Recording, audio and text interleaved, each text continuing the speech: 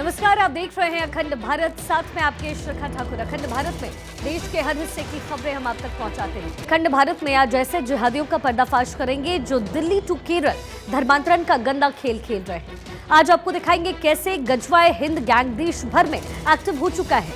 पहले गाजियाबाद में हिंदू बच्चों का ऑनलाइन गेमिंग के जरिए धर्मांतरण करवाया गया और अब दिल्ली में एक रैन बसेरे में हिंदू युवक को सरकारी नौकरी और पैसों का लालच देकर उसका धर्म परिवर्तन करवाया गया और संदीप को अब्बास बना डाला गया। देखिए, आपको रिपोर्ट दिखाते हैं। धर्मांतरण की साजिश का पर्दाफाश। रैन बसेरे में धर्मांतरण का मायाजाल।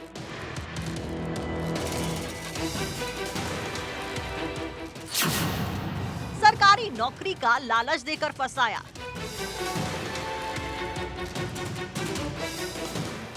धर्म परिवर्तन का गैंग शहर शहर एक्टिव है, जो जिहादी साजिश से बाज नहीं आ रहे हैं। जिहाद का ऐसा गंदा खेल जिसमें टारगेट पर हैं हिंदू बच्चे और नौजवान।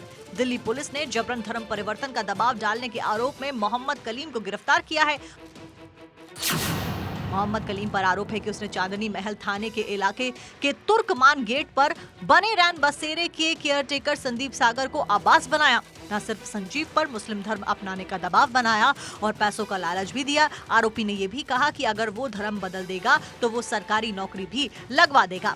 इतना ही नहीं, आरोपी कलीम हिंदू धर्म के बारे में भी गलत बातें बोलता था और YouTube पर धार्मिक वीडियो दिखाकर हिंदू धर्म की बहिष्कार की बात किया करता था।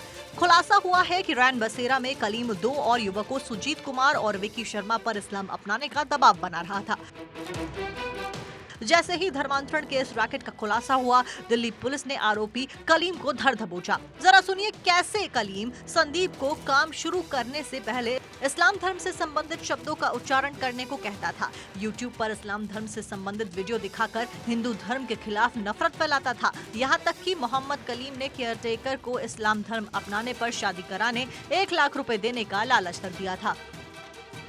ऐसा सुजीत मौजूद है जिस पर धर्म बदलने के लिए दबाव डाला गया। आइए सुजीत से बात करते हैं। ये क्या हुआ था, पूरा किस तरीके से हुआ? कलीम आए थे, कलीम धर्म परिवर्तन करने के लिए दबाव डाला जाता था।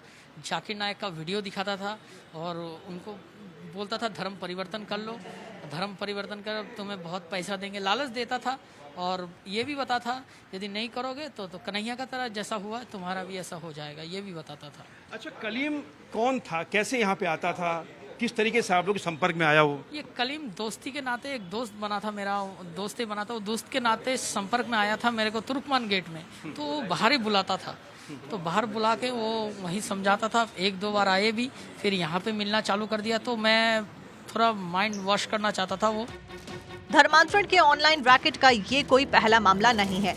हाल ही में गाजियाबाद में ऑनलाइन गेम की आड़ में मौलवी समेत 2 लोगों ने एक 17 साल के लड़के का न सिर्फ धर्म परिवर्तन करा दिया बल्कि उसे 5 वक्त का नमाजी भी बना डाला।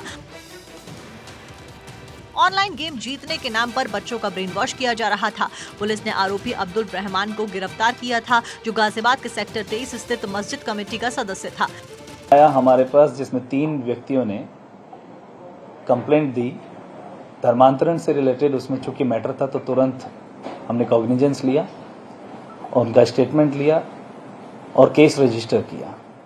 केस रजिस्टर करने के बाद अक्यूज्ड को अरेस्ट कर लिया गया है और जो उसमें निकल कर आया है वो काफ़ी कुछ ऐसी चीज़ें हैं जिनमें अभी तफ्तीश जारी है। अभी कह पाना जल्दबाजी होगा। धर्मांतरण का एक ऐसा खौफनाक और नया पैटर्न जिसमें ऑनलाइन गेमिंग के जरिए जिहादी साजिश रची जा रही थी। घर घर घुस चुके जिहादी शैतान जो मासूम बच्चों को जिहाद के लिए तैयार कर रहे थे। लेकिन जब कट्टरवादी और जिहादी मानसिकता वाले लोगों का पर्दाफाश हुआ तो कई जिहादी चेहरों से नकाब उतर गया। धर्मांतरण के नाम पर और बड़ा ही कुफर हो रहा है, बड़ा ही अत्याचार हो रहे हैं। लड़का लड़की प्यार करते हैं, पता नहीं क्या बीच में बनता है कि कत्ल हो जाता है। मामला सिर्फ गाजियाबाद और देश की राजधानी तक ही सीमित नहीं है। धर्मांतरण का खेल देश और दुनिया के दूसरे हिस्सों तक फैला है। ये जहां भोले भाले युवाओं और बच्चों को धर्मांतरण के जाल में फंसाकर उन्हें जिहादी बनाने की खौफनाक साजिश रची जा रही है। हैरान करने वाली बात यह है कि धर्मांतरण करने वाले बड़े रैकेट के तार जाकिर नायक से भी जुड़े हैं। वहीं जाकिर नायक, जो विदेश में बैठकर हिंदुओं का जबरन धर्मांतरण कराता है, कैमरे पर सनातन के खिलाफ जहर उगलता है। देखिए, लव जिहाद पर इन दिनों उत्तराखंड में बवाल मचा हुआ है। देवभूमि उत्तरकाशी के पुरोला से शुरू हुआ ये विवाद गंगोत्री धाम और अब हरिद्वार तक पहुंच चुका है। बढ़ते लव जिहाद के मामले को लेकर के उत्तराखंड की धामी सरकार एक्शन मोड में है। लैंड जिहादियों की तबाही की पटकथा लिख चुके वहां पर धाकड़ धामी ने अब लव जिहादियों को फाइनल अल्टीमेटम देना शुरू कर दिया है। रिपोर्ट आप देखिए।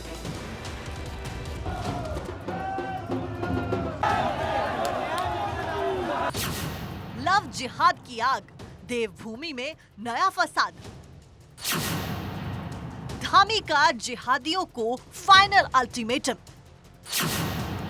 लव जिहाद का माया जाल, अब नहीं फंसेंगी हिंदू बेटियां।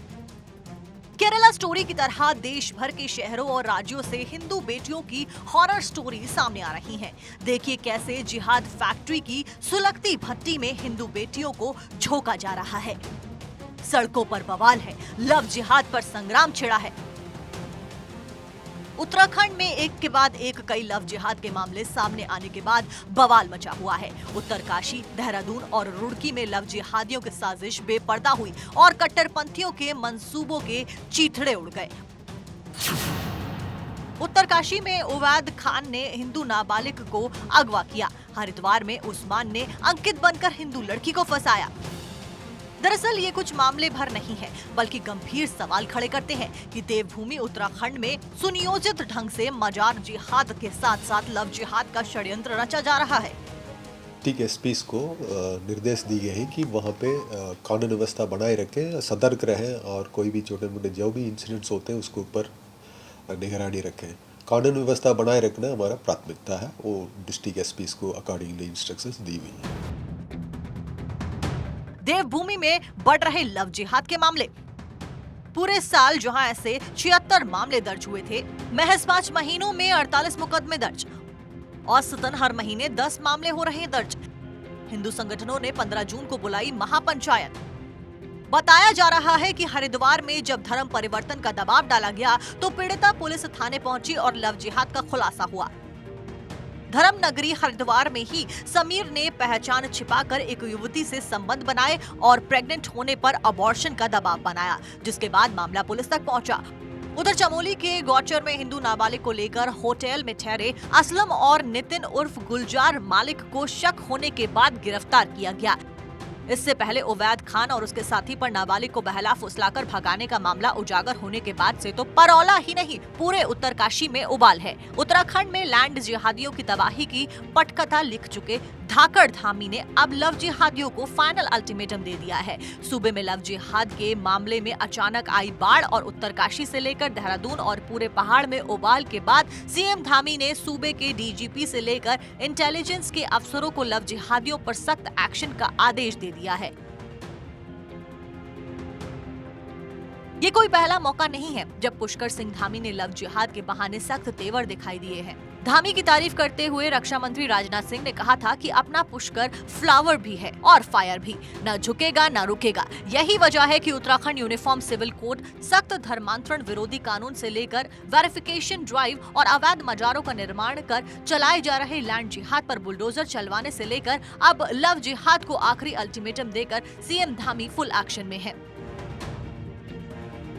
लव जिहाद के जो मामले आए हैं उस पर भी हमने सख्ती से जो है उसकी जांच, सख्ती से उस पर कार्रवाई इसके लिए पहले ही कहा है और आज इस पर हम एक बड़ी बैठक भी डीजीपी पुलिस उनके सबके साथ करने वाले हैं।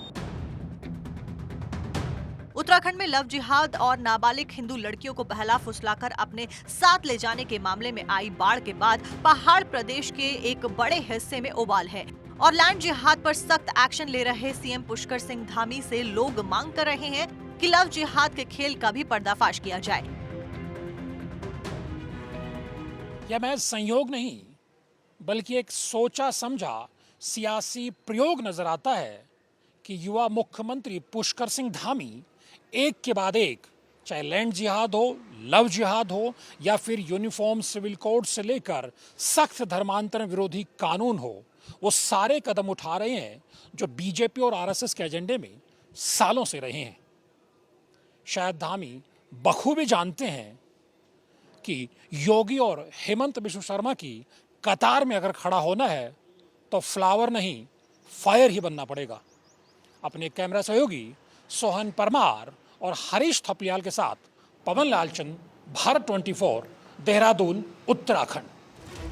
देखिए, क्लाइमेट चेंज ने पूरी दुनिया की टेंशन बढ़ा रखी है, लेकिन एक ऐसा साइक्लोन जिसने भारत की टेंशन बढ़ा दी, इस महातूफान का नाम है बिपरजॉय, जिसका असर मुंबई से गुजरात तक दिखना शुरू हो चुका है। माना जा रहा है कि 15 जून की तारीख किसी कयामत से कम नहीं होने वाली।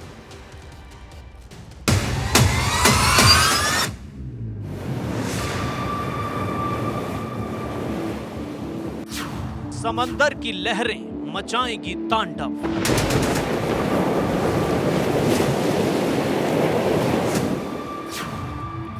बिपरजॉय का तूफानी बवंडर।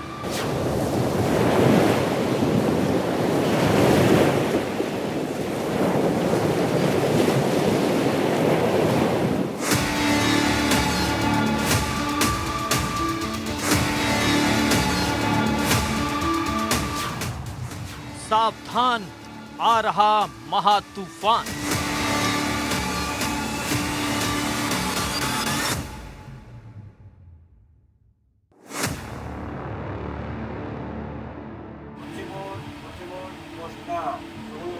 तूफान आने वाला है, बंदर की तरफ वापिस जाओ।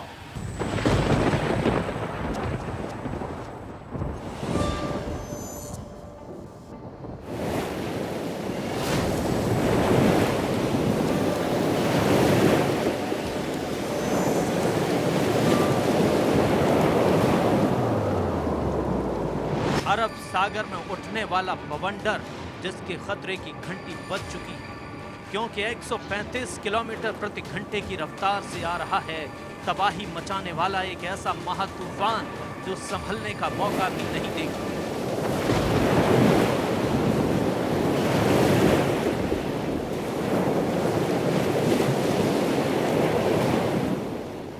चक्रवात बिपरजॉय के वेरी सीवियर साइक्लोनिक स्टॉर्म में बदलने की संभावना है।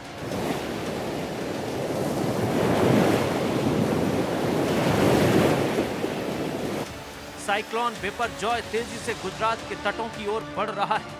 अब यह बेहद खतरनाक चक्रवाती तूफान में बदल गया है। 15 जून को तूफान के गुजरात के कच्छ जिले और पाकिस्तान के कराची के बीच पहुंचने की संभावना है। जब ये तूफान तटों से गुजरेगा तब करीब 125 से 135 किलोमीटर पर आवर की स्पीड से हवाएं चलेंगी। हालांकि 10 से लेकर 13 जून तक किसी भी तारीख को किसी भी वक्त बिपरजॉय कहर बरपा सकता है। चक्रवात के खतरे को देखते हुए गुजरात सरकार ने अपनी तैयारियां शुरू कर दी। गुजरात के साथ साथ दक्षिण के राज्य भी अलर्ट पर हैं।